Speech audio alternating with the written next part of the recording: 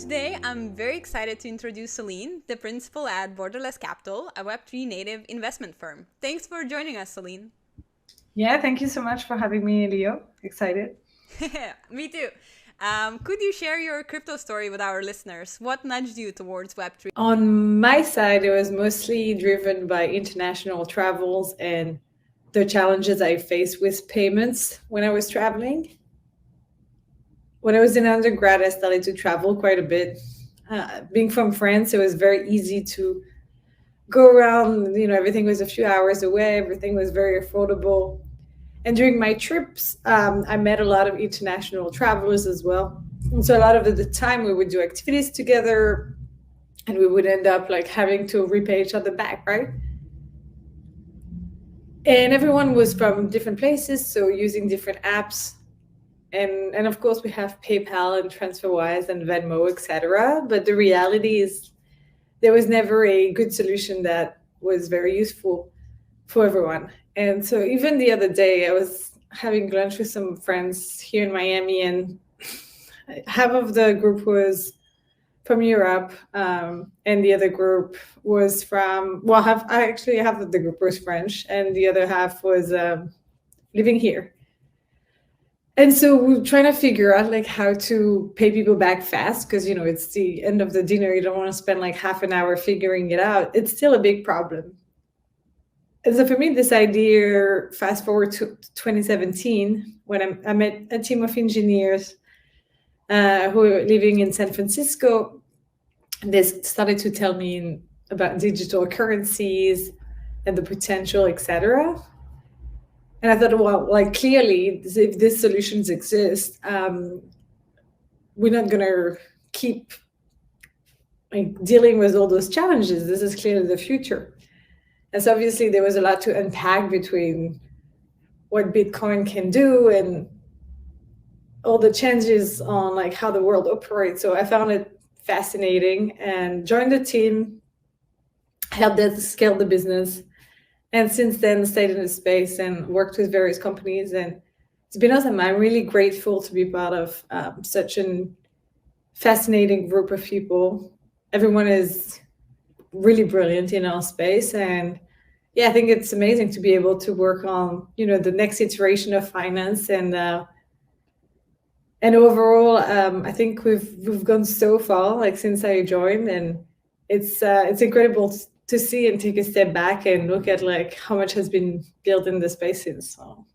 Right. And looking at it from current perspective, what is the most exciting use case for crypto for you? And is there a niche you have been holding on to since day one?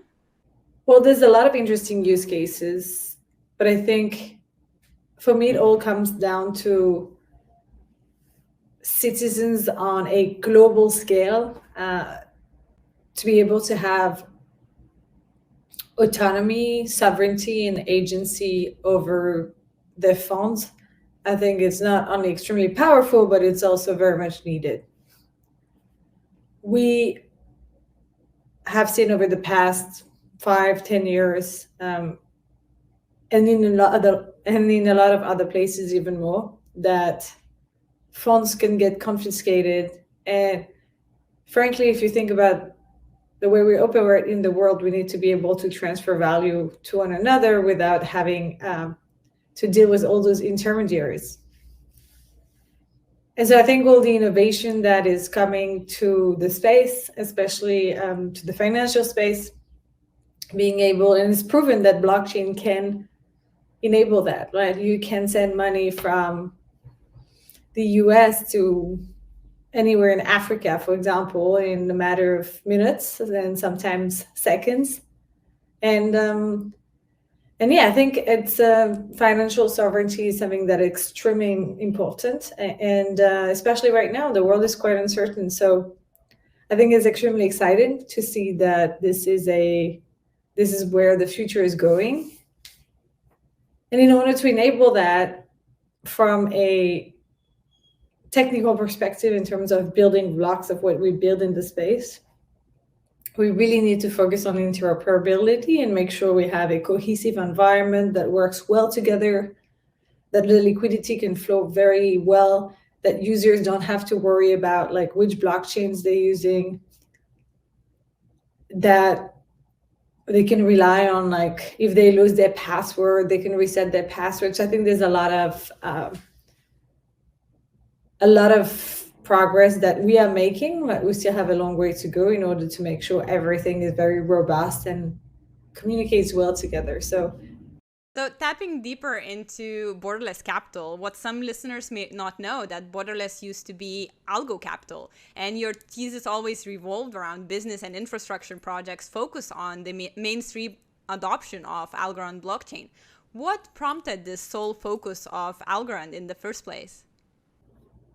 So the focus on Algorand at the time was very much because of the high conviction that the team had, so Roel and David, the managing partners, around the adoption of proof of stake as a standard. Back in 2018, proof of stake was very new, and so they looked at what kind of infrastructure needs to be built in order to actually facilitate proof of stake. So in the same line of thought, they also invested in Blockdaemon. They were one of the first investors in Blockdaemon that has performed extremely well. That is now that has most of the market share when it comes to node infrastructure. And so, Algorand was really early in that category, and the founder, also Silvio Micali, is a brilliant, computer. Like he's a professor at MIT.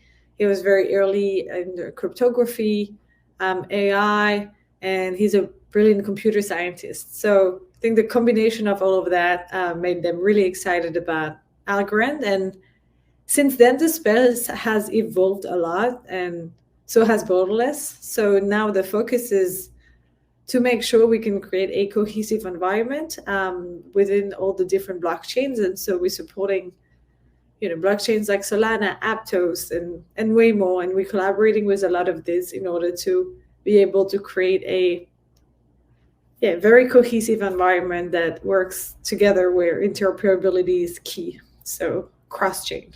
Yeah, exactly. This is like very aligned with the end thesis of crypto, right? Being beyond the borders, being beyond the institutions, like just letting people do their thing all over the world. So that's really cool that the name came about this way. Did you have any challenges throughout the rebranding from Algo Capital to Borderless?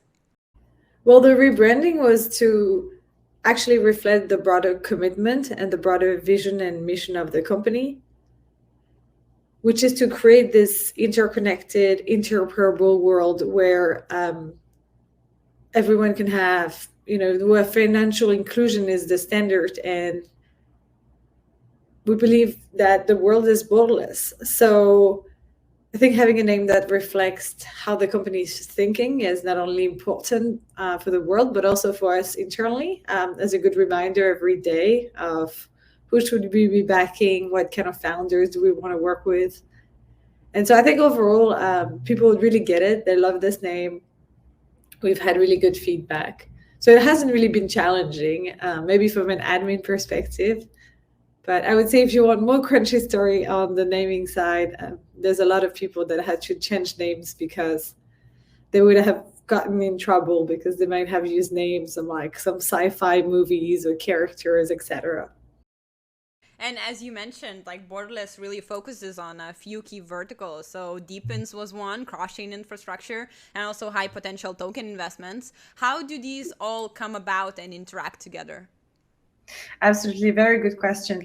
Well, something to know about Borderless is that it's always taken a very thematic approach to investment. So one of the themes, as I was mentioning, is infrastructure. So the picks and shovels of the industry, early with proof of stake, and now looking at what is the current wave of infrastructure, and it's currently interoperability and cross-chain communication. Now, another theme that we've been heavily investing in since the early days is decentralized physical infrastructure.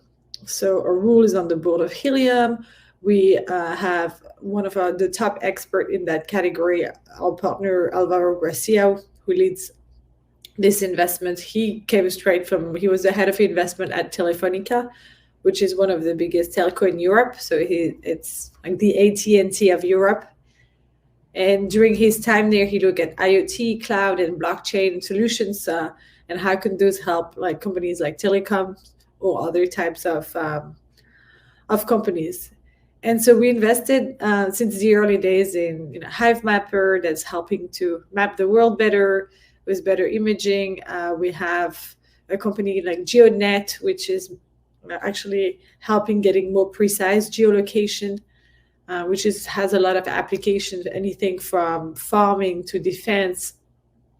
We have also invested in Render, that's GPU and computing, decentralized one. So there's a lot of different categories within decentralized physical infrastructure. And we think this year this will be monumental with especially the growth and the launch of the Saga phone.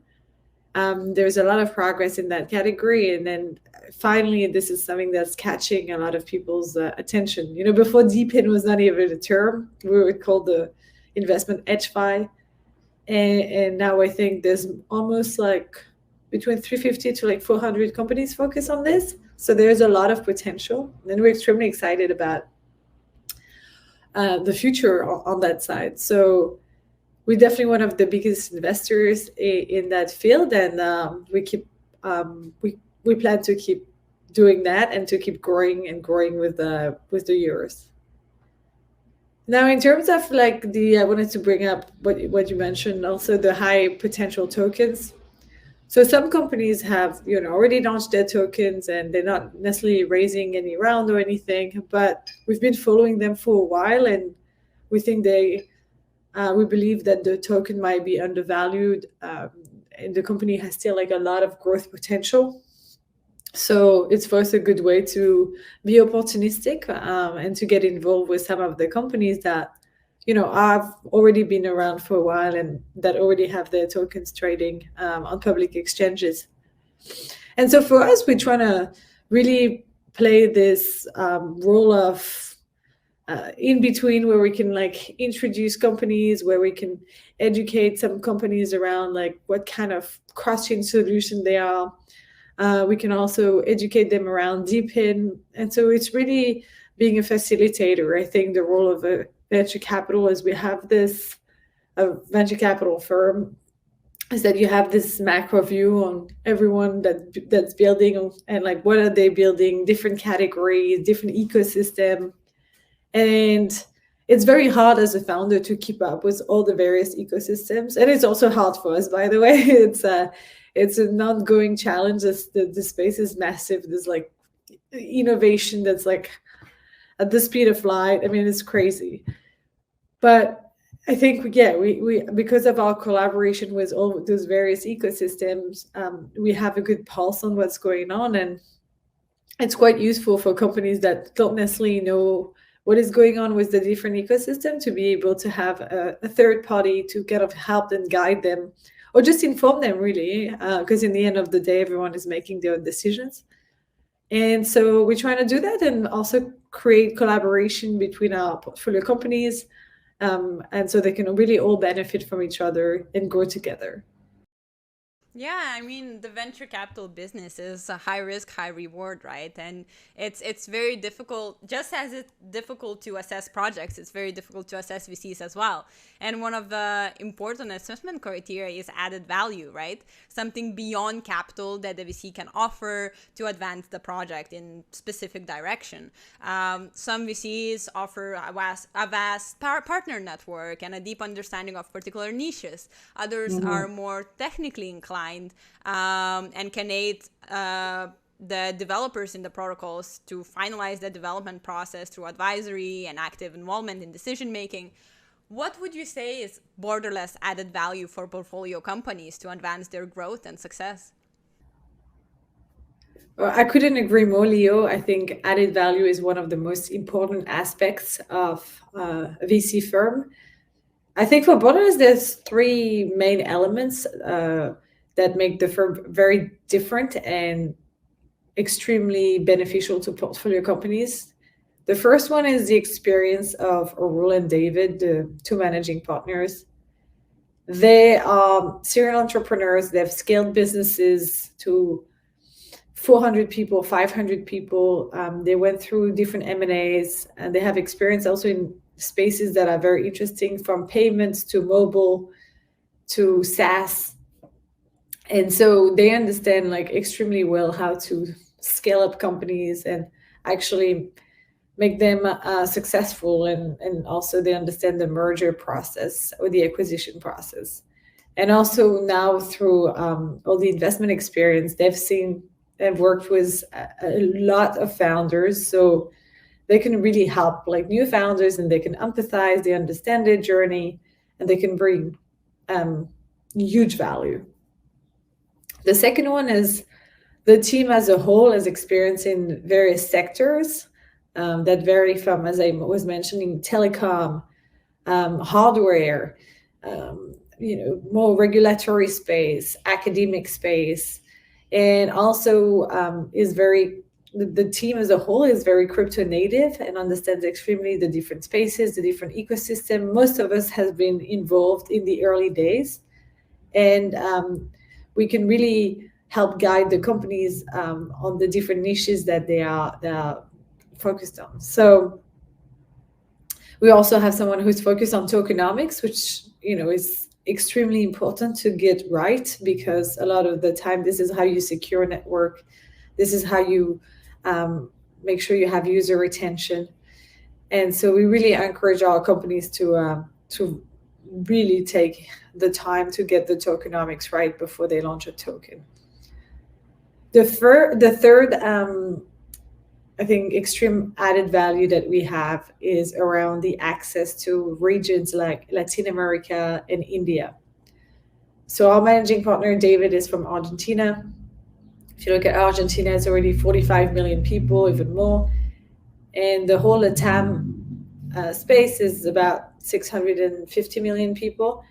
If only 10% of that region is converted to crypto, which they're very open, because they've gone through inflation, they've gone through a lot, and so they really get it, and they're really ready for adoption. This is very powerful, and so we have deep roots in this region. We have a lot of portfolio companies in that region, and not only that we have access to top people there, but we also understand how the market works, which I believe is extremely it's extremely powerful.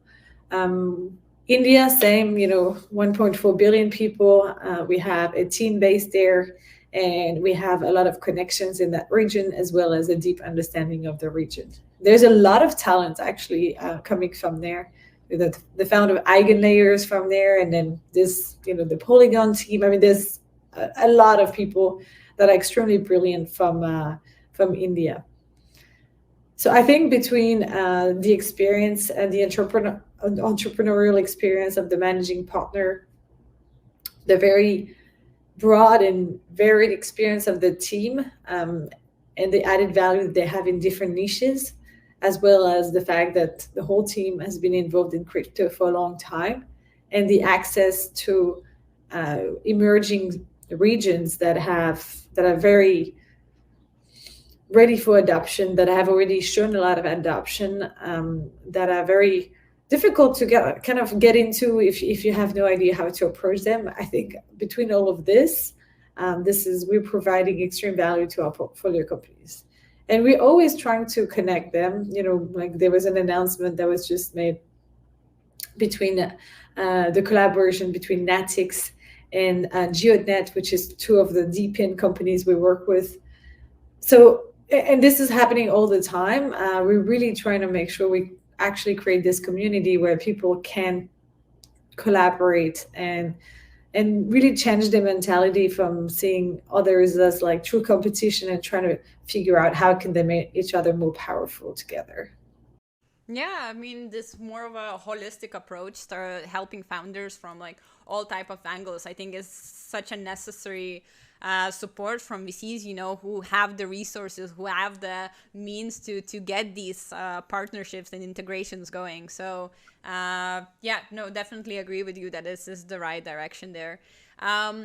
tapping more into cross-chain, which we discussed quite a bit already, but in May 2023, Borderless announced its cross-chain thesis dedicated to eliminating fragmentation in the industry, right? And fragmentation in crypto has been a long overlooked, constraining assets and applications to a specific technological stack.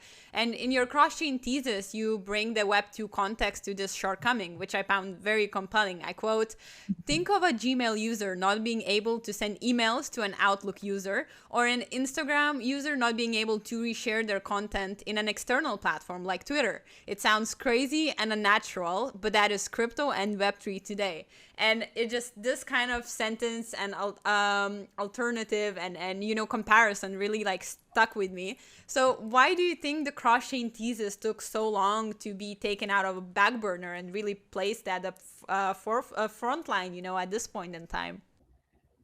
Yeah, you know, the space before was very much a winner takes all kind of mentality, where we thought, oh, Ethereum is going to be the top blockchain. It's like, no, it's going to be Solana, or it's going to be Near. And then people started to realize that if we wanted to win as a whole in terms of making sure the crypto ecosystem as a whole is actually getting market share and getting broader adoption, we really need to collaborate and to work together to make users' life easier, to make the developers' life easier, and make a better technology to welcome, you know, those billion people, the millions and millions of developers. And so also, so people started to build this infrastructure, starting with the bridges that had gone through the iterations. They were not perfect at first, and then they got more and more robust with time. And so I think that now we have really good tools to be able to actually create cross-chain infrastructure that is extremely powerful. And so you can see infrastructure on different sides. From the developer side, where they make better tools, they allow more developers to come in because different languages are possible, because it's just like the toolkits are better. And then on the user side, you're seeing wallets, like better wallets. So, you know, where you can use one wallet for different ecosystem, where you can recover your password, where you can it's less scary now. But in the back end, there's a lot that needs to be done in order to make sure liquidity flow. Like if you have your USDC on Cosmos, how can you bring it to Ethereum? So it doesn't become like a 10-step situation every time you want to make a transaction. And so I think the ecosystem now is very much working towards a extremely cohesive environment, and we're really excited to be able to be involved and actually to invest in companies that are facilitating better communication between all blockchains. Right, let's talk about Wormhole. It's an investment of yours, and it stands as a decentralized and generic cross-chain messaging protocol. Mm-hmm. Can Wormhole really be the key to maximizing interoperability in Web3? Would we need something else, like another infrastructure layer, to really make it happen? Wormhole has unlocked a lot in the space and is doing fabulous. They're doing a fantastic job at actually linking all the spaces together and the different ecosystem. They have more than 30 blockchains communicating together. They work with Uniswap. They work with top companies. So they've already proven themselves.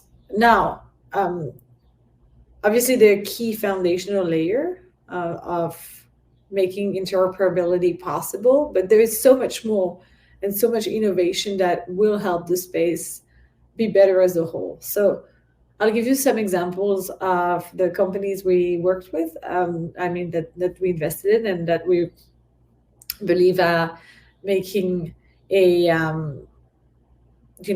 more robust ecosystem. So one of them would be Movement Labs. They're enabling developers to code using the Move language on different blockchains. So currently, if you go on Solana, you need to build on Rust. If you go on Ethereum, you need to build on Solidity. So what if you want to use the Move language, which is a language coming out of the Facebook community that's more robust, more secure. Well, they enable you to do that. So they have this compiler, and they have a lot of different products that enable developers to actually be able to jump in with their expertise and still improve the whole space in general and collaborate with different blockchains.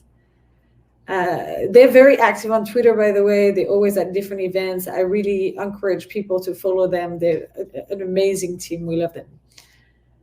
Another example would be Noble Assets. They are bringing liquidity to the Cosmos ecosystem, and they're actually bringing native USDC, and they're going to issue way more assets. But right now, they started with one of the most, the biggest stable coin, which is USDC. So liquidity, we know, is obviously one of the most important aspects of crypto because, this is how you do on-ramp and off-ramp, and this is how we transact. And so the Cosmos ecosystem, after the whole Terra situation, didn't really have like a proper stable coin in a native way.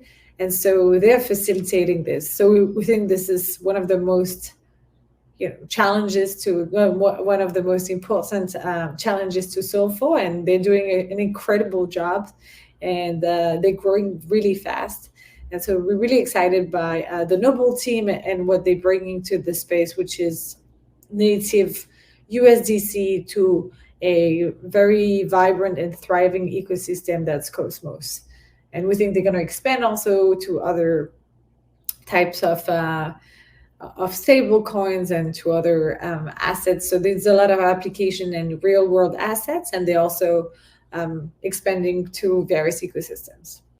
Yeah, and I mean, even looking further in your portfolio, like another representative of the cross-chain thesis was NodeKit, enabling seamless interoperability for rollups.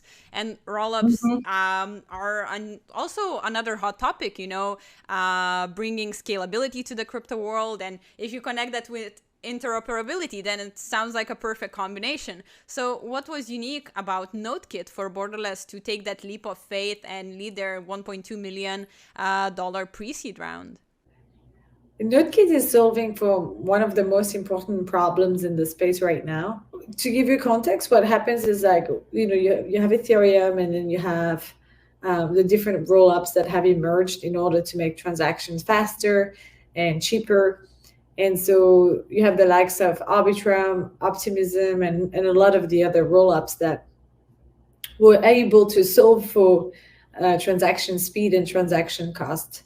And the way they do that is that they basically send all transactions to a sequencer, and the sequencer bundles up and orders transaction and verify them, and then send them back to the main network.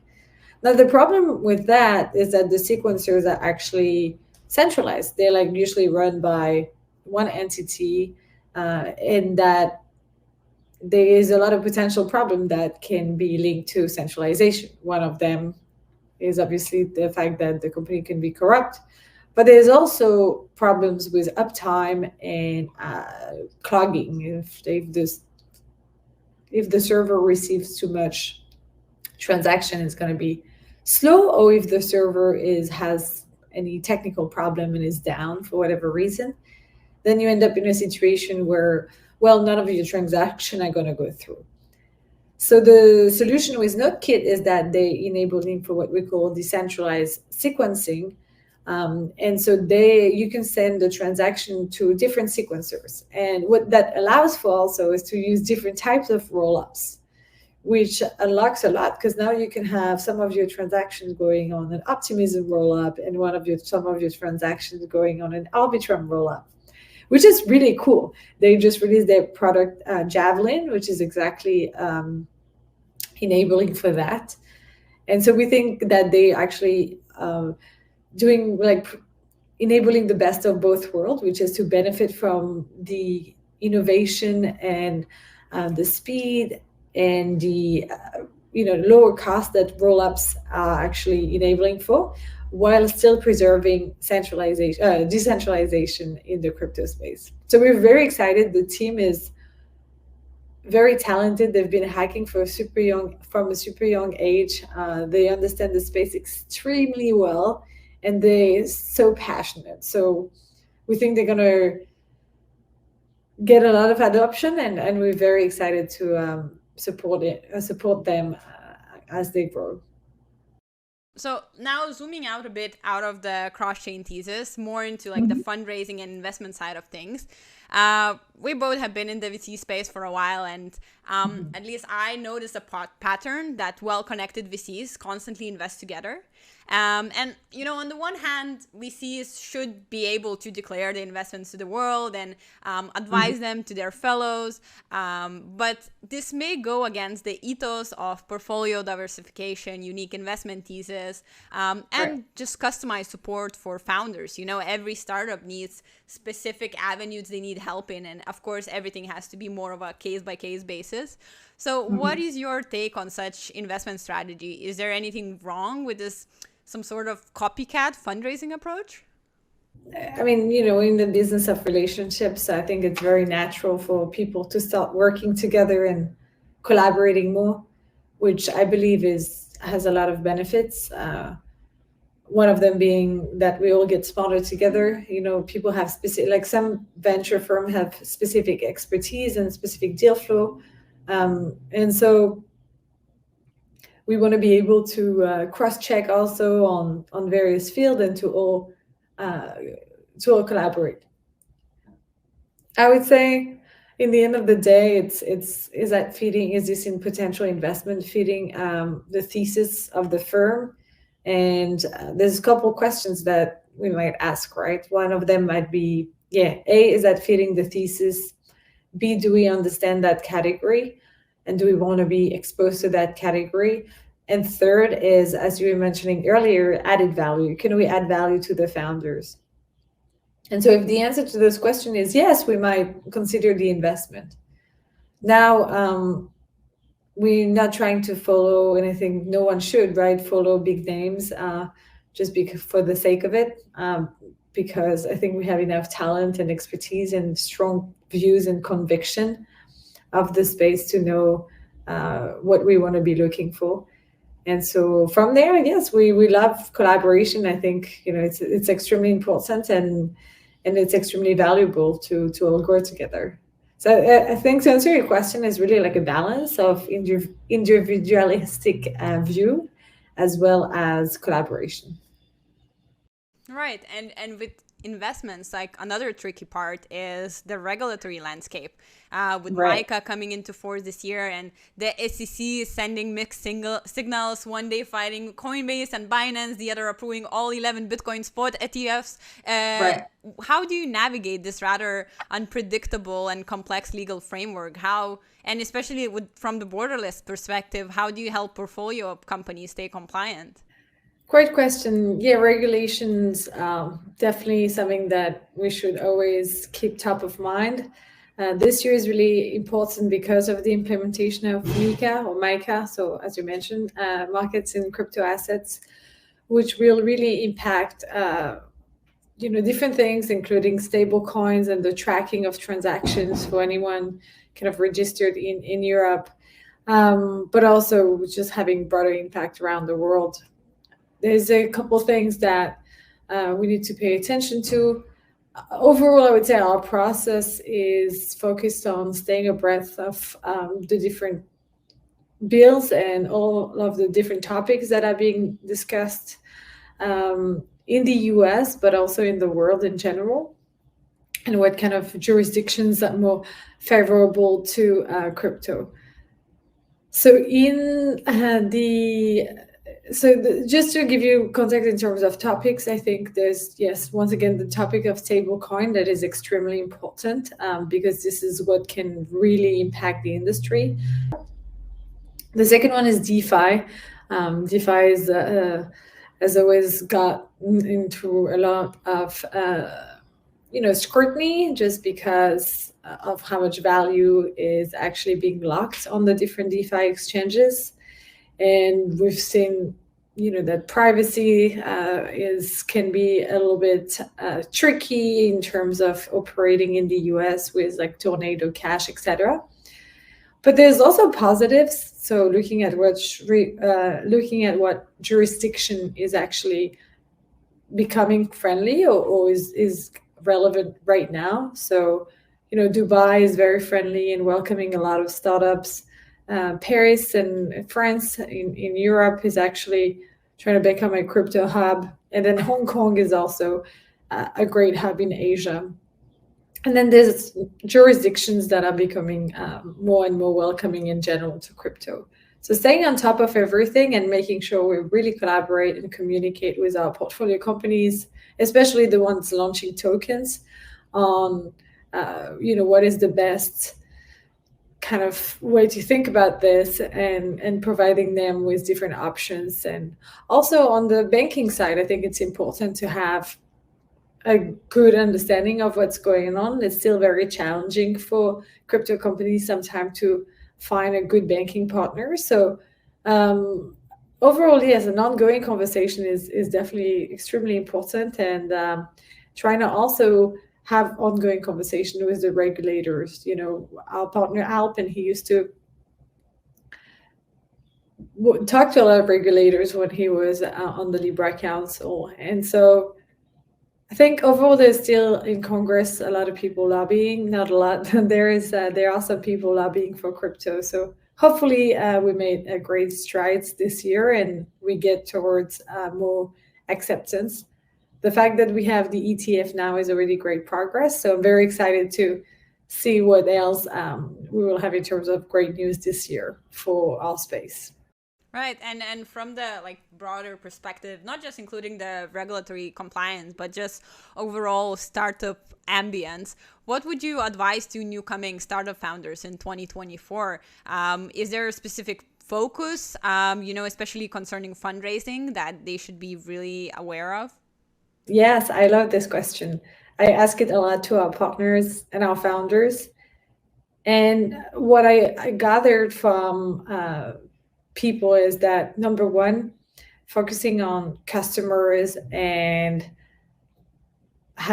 getting revenue, like what's the fastest path to revenue, rather than trying to raise crazy amount of money to just build the best product and then having expectations extremely high, is a number one. Because I think at the beginning the blockchain space was really focused on product and was so early that it was expected that the revenue would come way later down the road, and the business model would change so many different times. And when you have companies at the seed stage, obviously it's going to change, and obviously they will pivot at some point. But I think because now there's also this closer relationship, the space has gone through many years, is way more robust, and now there is interest from all the institutions and big players who can actually use the technology. So being able to work with those guys and foster partnerships where we're building for people and for companies and finding those true customers, I think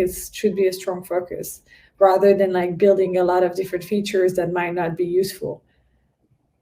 So that's number one. Number two is to really focus on the team, because in the end of the day, yes, you can hire fast, fire fast, but it's also the onboarding and all of the trust around, and you need the right people. And I think it's obvious to say, but spending the time and dedicating the right resources and being able to stay lean and not trying to hire too many people.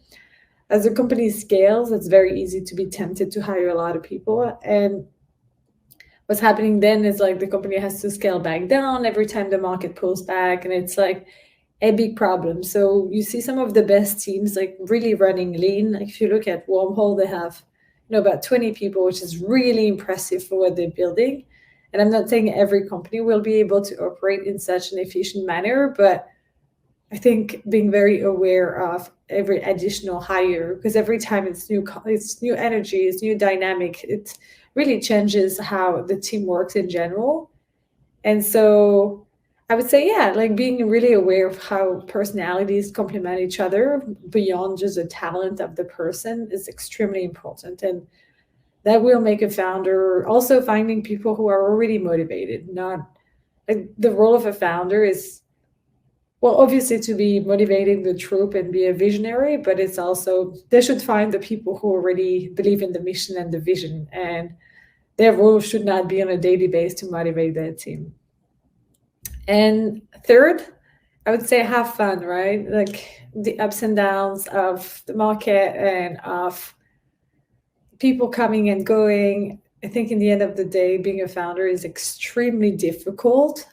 It requires everyday hustle. It requires really being strong mentally. And so I think being a visionary and believing in the mission, but also having fun along the way with the team and with the community is really healthy and really something that long term helps to actually stay resilient and build stronger products and actually scale up. So yeah, so number one, focus on revenue. Number two, hire the right people and spend resources to do that. And number three, have fun. Yeah, no, thank you for elaborating, and thank you for coming on to the show. I think we've had such fruitful conversations here, and it's been great having you and learning what you have been doing in the crypto venture capital space and in borderless capital. Can you please share how our listeners can follow your work and investment journey? Yeah, absolutely. So you can go on borderlesscapital.io. We have, we can see all our portfolio companies. We have a blog section where we actually share a lot of our investment and thesis and just stuff like thought process in general. Otherwise, on Twitter, Borderless Capital and Borderless Cap, sorry.